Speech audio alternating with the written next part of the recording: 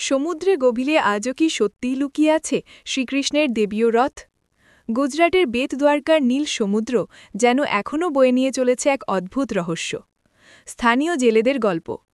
শান্ত রাত্রির নিস্তব্ধতায় সমুদ্রতল থেকে নাকি ভেসে আসে শঙ্খধ্বনি, আর কখনো কখনো ঢেউ সরে গেলে দেখা যায় নিচে ছায়াময় এক বিশাল রথের আকৃতি।